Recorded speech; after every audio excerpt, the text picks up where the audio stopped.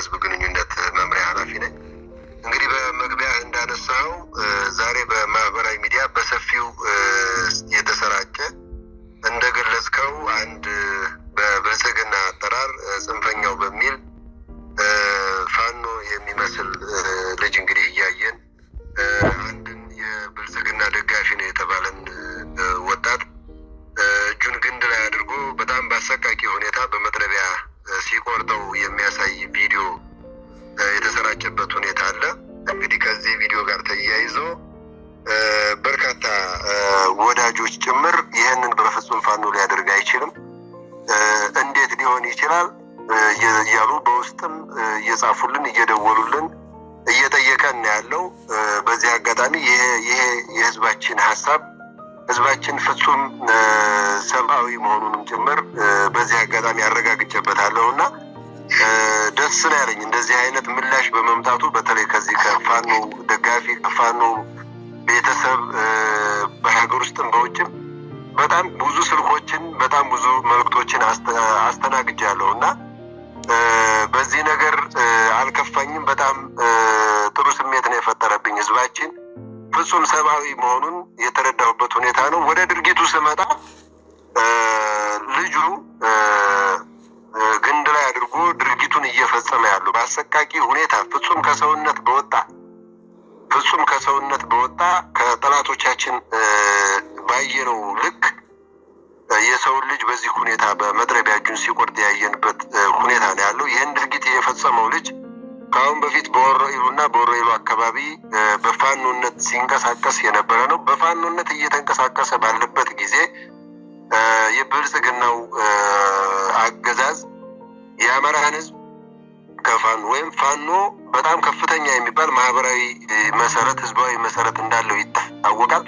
ይህንን ህዝባዊ መሰረቱን ለማሳጣትና ከህዝብ ለመነጠል በርካታ ፋኖዎችን አደራጅቶ ፋኖ መሳዮችን ወደ ትግሉ ሜዳ ያስገባ መሆኑ ይታወቃል። ህዝባችንን ይዘርፍ ነበር፣ ይጨፈጭፍ ነበር። ይሄ ልጅ እንግዲህ ሚኒሊክ ግዝ አደረጃጀቱን እያጠናከረ በሁሉም ቀጠና እየገባ ሲመጣ በተለይ ደግሞ የሚኒሊክ ግዝ ወታደራዊ አዛዥ ምክትል ሰብሳቢና ወታደራዊ አዛዥ ፊት አውራሪ አርበኛ ድርሳን ብርሃኔ በአካባቢው ከሌሎች ጓዶቹ ጋር በጣም በሰፊው ሲንቀሳቀስና እነዚህንና መሰል የአማራ ህዝብ የህልውና ተጋድሎ ጸር የሆኑ ፋኖ መሳዮችን እያጸዳ ባለበት ሂደት ድርጊቱ ስለተደረሰበት ስለተነቃበት አገዛዙም ይህንን ስላወቀ እነዚህ ባለውለታዎቹን በመክዳት ስም ከድተው ፋኖን ከድተው የሰላም ጥሪውን ተቀብለው ወደ መንግስት ገቡ፣ እጃቸውን ሰጡ በሚል ያስገባው መሆኑን ማረጋገጫ ይዘናል። ይህንንም ለህዝባችን ይፋ እናደርጋለን፣ ለእናንተ እናደርሳችኋለን። በዛ መሰረት ካደ ተብሎ ወደ አገዛዙ የገባ ዛሬ ደግሞ በተመሳሳይ በዚሁ በሚዲያ ሚሊሻቸው በአንድ ገጻቸው ማለት ነው ጽንፈኛው ይህንን ድርጊት ፈጸመ በሚል በዛው ሚዲያ ደግሞ ይህንኑ ልጅ ድርጊቱን ፈጸመ በሚል ያወጡበት ሁኔታ አለና አጠቃላይ የተሰራው በጣም የተቀነባበረ ሴራ ነው። በዚህ አጋጣሚ ህዝባችን አገዛዙ እየሰራ ያለውን እውነት ያውቁታል። ህዝብ ላይ እየፈጸመ ያለውን ግፍ ያውቁታል። አማራው ላይ እየተፈጸመ ያለውን ዘር ማጽዳት እና ዘር ማጥፋት ሁሉም ያውቀዋል። የበለጠ ደግሞ አሁንም ያገዛዙን ነውር፣ ያገዛዙን ጸረ ህዝብነት፣ ያገዛዙን ጸረ አማራነትና ጨፍጫፊነት በግልጽ ያሳየ ተግባር መሆኑን ፍንትው አድርጎ ያሳየ ነው። ይህንንም በማስረጃ ለህዝባችን እናቀርባለን። አጠቃላይ ግን ይህንን ድርጊት የፈጸመው በሴራ አገዛዙ መሆኑን አረጋግጠናል። ይሄ ድርጊቱን የፈጸመው የፋኖ ወይም በእነሱ አጠራር ጽንፈኛው ብለው የጠሩት ልጅ በአሁኑ ሰዓት የሚኒልክ እዝ አባልም አይደለም። በእነሱ የሰላም ጥሪ በሚሉት እኛ ደግሞ ህዝባችንን ሲያሰቃይ ሲዘርፍ የነበረ እርምጃ ልንወስድ እንደምንችል ሲያውቀው ደግሞ በክህደት ስም ወደ አገዛዙ የገባ አሁንም እነሱ ጋር ያለ በእነሱ የገባ መሆኑን የገለጹት።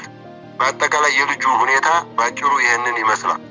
ዛሬ ላይ ይሄ ሁኔታ ይሄ አሰቃቂ ድርጊት ለምን ተፈጠረ? ለምን እንዲፈጸም ተፈለገ? ለምን ማህበራዊ ሚዲያውን እንዲቆጣጠር ተፈለገ? የሚለው ነጥብ ትልቁ ፖይንታችን ነው። ትልቁ ነጥባችን ነው። መግቢያ ላይ እንደገለጽኩት በጣም በርካታ የፋኖ ደጋፊዎች ፋኖዎች ናቸው ማለት ይቻላል። በሀገር ውስጥም በውጭም ያሉ ፋኖ ቤተሰቦችም ጭምር በዚህ ደረጃ እንዴት ሊፈጠር ይችላል? ይሄንን እውነት ፋኖ አድርጎት ነው ወይ? እውነት ይሄንን ሚኒሊክ እዝ አድርጎት ነው ወይ የሚል ህዝባችን ከፍተኛ የሆነ መልእክቶች መጥተውልኛል። ስልኮችን አስተናግጃለሁ። ይሄ እንደነገርኩ ድርጊቱ ፍጹም የአማራ ህዝብ የሚጠየፈው ፍጹም ከስሪታችን ውጭ የሆነ እና አማራን እየጨፈጨፉ ያሉት፣ አማራን በጅምላ እያሰደዱ ያሉት፣ አማራን በጅምላ እየገደሉ ያሉት፣ አማራን በጅምላ እየቀበሩ ያሉት ጠላቶቻችን የሚፈጽሙት ድርጊት እንጂ የአማራ ህዝብ የሚፈጽመው ድርጊት እንዳልሆነ ይታወቃል። ይህንን ስለሚያውቅ ነው ህዝባችን በከፍተኛ ሁኔታ ወደ እኔ መልእክት እየመጣ ያለው እንደነገርኳችሁና አገዛዙ ይታወቃል። እንግዲህ እንደምታውቁት በኦሮሚያ የተለያዩ አካባቢዎች ሰሞኑን በሐረርጌ አካባቢ፣ በመተከል በተለያዩ ክልሉ ውጭ የሆኑ አማራ ከሚባለው ክልል ውጭ የሆኑ ቦታዎች ላይ ከፍተኛ ግፎች እየተፈጸሙ ነው። በዚህ ሰዓት በክልሉ ውስጥ ደግሞ የፋኑን በትር መቋቋም ሲያቅተው የብልጽግና ዙፋን ጠባቂ የብርሃኑ ጁላ ሰራዊት በጣም በርካታ ግፎችን እየፈጸመ ነው ያለው። እናቶችን እየደፈረ ነው፣ ባለትዳሮችን እየደፈረ ነው፣ ህጻናቶችን እየደፈረ ነው። አሰቃቂ ግፎች እየተፈጸሙ ነው። ጡት እየተቆረጠ ነው፣ አንገት እየተቆረጠ ነው። አሰላሙ አለይኩም ወራህመቱላሂ ወበረካቱ። ሰላም ብያለሁ። እንዴት ናችሁ? መረጃዎችን አጠናክሬ ሙሉ በሙሉ ይዤ መጥቻለሁ ማለት ነው። በማህበራዊ ሚዲያዎች ላይ እንግዲህ የሚንሸራሸር ቪዲዮ በጣም ዘግናኝ የሆነ ቪዲዮዎችን አይተናል። በዛ በቪዲዮ ላይ የጥላት ሚዲያዎች እየዘገቡት ያንሸራሸሩት አይቻለሁኝ። ያንንም ነገር እውነት ፋኖ ከሆነ እንደዛ አይነት ነገሮችን አወግዛለሁ ብዬ ማውገዝም ስላለብኝ ያ ነገር ከሆነ ፈጽሞ፣ ምክንያቱም እኔ ፋኖን የሚደግፈው በምክንያት ነው። እንደዛ አይነት ስብዕና ስለሌለው እንደዛ አይነት አጸያፊ ነገር እንደማይሰራ ስለማምንበት ነው።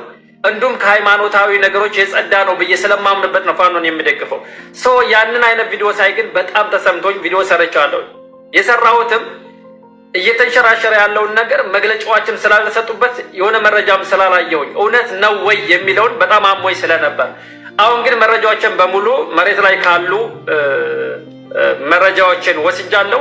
እንዲሁም ደግሞ የጠላትን ሚዲያዎች ቀደም ብለው የፖስተቱትን ፖስት ከነ መረጃው ስላገኘሁኝ ይሄንን ዛሬ እጁን በእንትን የቆረጠውን ልጅ ያሳምነው ልጅ ብሉ እየተናገረ ያንን ምስኪን ልጅ የቆረጠውን ከ15 ቀን ኖቬምበር ምናምን እለጥፍላችኋለሁኝ እንትኑን በጥላት ሚዲያዎች ላይ እጁን እንደሰጠ ወደ ብልጽግና እንደገባ መረጃው ራሳቸው ፖስተውታል። ዛሬ ደግሞ ፋኖ ነው ብለው ፋኖ ነው ይሄን ያደረገው ብለው ቪዲዮ አሰርተው ዶክመንተሪ ሰርተው ሲያመጡት እጅግ በጣም በህዝቡ ላይ ምን ያክል እየሸወዱትና እንደዛ አይነት ነገሮችን እየሰሩ ስለሆነ ትክክለኛውን መረጃ አምጥቻለሁ። ይሄ የፋኖ ተግባር እንዳላደለና ፋኖ እንዳላደለ እንዲታቁ እፈልጋለሁ ማለት ነው። በመቀጠል ከኖቬምበር 2 ነው ምናምን ዙሮ ከ15 ቀን በፊት እጃቸውን ሰጥተዋል። በወረኢሉ ወረዳ አካባቢ ላይ ሲንቀሳቀሱ የነበሩ ብለው ራሳቸው ብልጽግና ዘግበውት ዛሬ ደግሞ ፋኖ አድርገውት ፋኖ እናደረገ ብለው ያመጡት ዶክመንተሪ ሰርተው የፋኖን ስም ለማጥፋት ከማህበረሰቡ ልብ እንዲወጣ የፋኖ ስም የተደረገ ነገር ስለሆነ ውሸት እንደሆነ እንድትረዱ ፈልጋለሁ። እነዚህ ሰዎች ደግሞ እስከዛሬም በፋኖ ውስጥ የነበሩ አልነበሩም። በወረኢሉ አካባቢ በዘረፋና በተለያዩ በወንጀል በጫካ ውስጥ ተደብቀው ፋኖነን እያሉ የፋኖን ስም ሲያጠፉ የነበሩ ግለሰቦች እንደነበሩ እንጂ የፋኖ ትግል ውስጥ የነበሩ እንዳላደሉ እንድታቁ ፈልጋለሁ። አመሰግናለሁ። ሁላችሁም ይሄን መረጃ ትክክለኛው ስለሆነ ሸር አድርጉት፣ ዲዩት አድርጉት። ለብዙዎች የተሸወዱ ስላሉ እንዲደርሳቸው መረጃው ማለት ነው።